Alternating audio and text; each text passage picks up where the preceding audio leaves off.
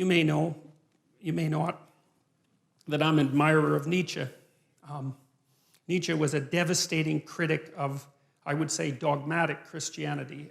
Christianity as it was instantiated in institutions, I suppose, although he's a very paradoxical thinker because, for example, one of the things Nietzsche said was that he didn't believe that the scientific revolution would have ever got off the ground if it hadn't been for Christianity, and more specifically for Catholicism, because he believed that over the course of really 1,000 years, the European mind, so to speak, had to train itself to interpret everything that was known within a single coherent framework.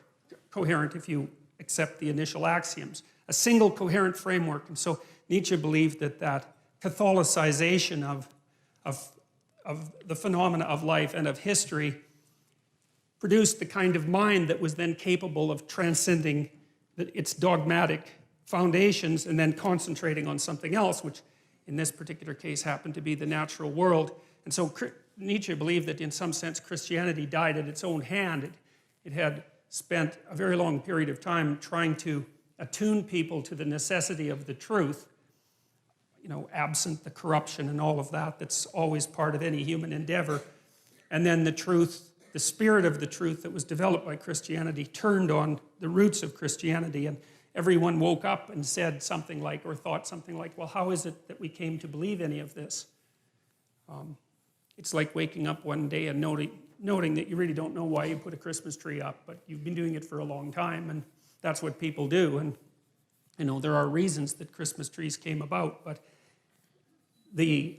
what would you say, the ritual lasts long after the reasons have been forgotten. So now Nietzsche, although he was a critic of Christianity and also a champion of its disciplinary capacity, because you see, the other thing that Nietzsche believed was that it was not possible to be free in some sense unless you had been a slave. And by that he meant that you don't go from childhood to full-fledged adult individuality. You go from childhood to a state of discipline, which you might think is akin to slavery, to self-imposed slavery. That would be the best scenario, where you have to discipline yourself to become something specific before you might be able to reattain the generality that you had as a child. And he believed that Christianity had played that role for Western civilization. But in the late 1800s, he announced that God was dead. And you often hear of that as something triumphant. But for Nietzsche, it wasn't, because he was too nuanced a thinker to be that simple-minded. See, Nietzsche understood that, and this is something I'm going to try to make clear, is that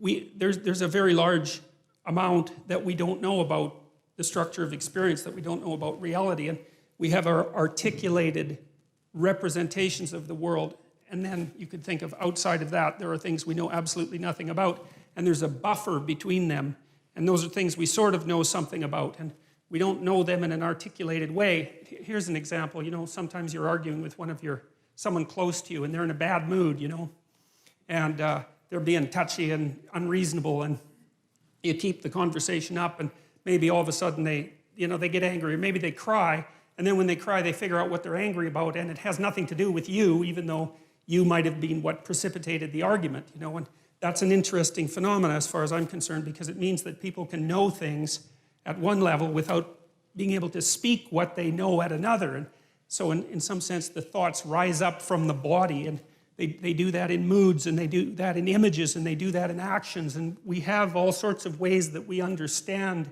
before we understand in a fully articulated manner. And so we have this articulated space that we can all discuss, and then outside of that we have something that's more akin to a dream that we're embedded in, and it's an emotional dream that we're embedded in, and that's based, at least in part, on our actions, and I'll describe that later. And then outside of that is what we don't know anything about at all.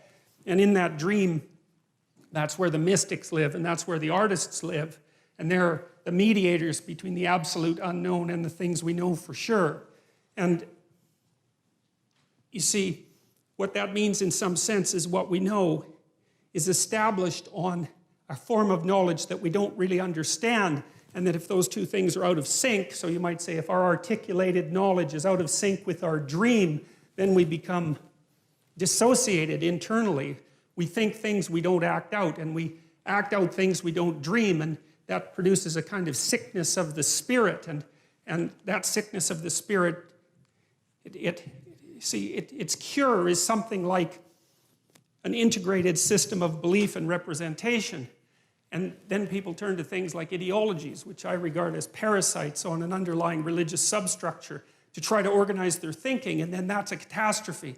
And that's what Nietzsche foresaw. You see, he knew that when we knocked the slats out of the base of Western civilization by destroying this representation, this God ideal, let's say, that we would destabilize and move back and forth violently between nihilism, let's say, and the extremes of ideology. He was particularly concerned about radical left ideology, and believed and predicted this in the late 1800s, which is really an absolute intellectual tour de force of staggering magnitude.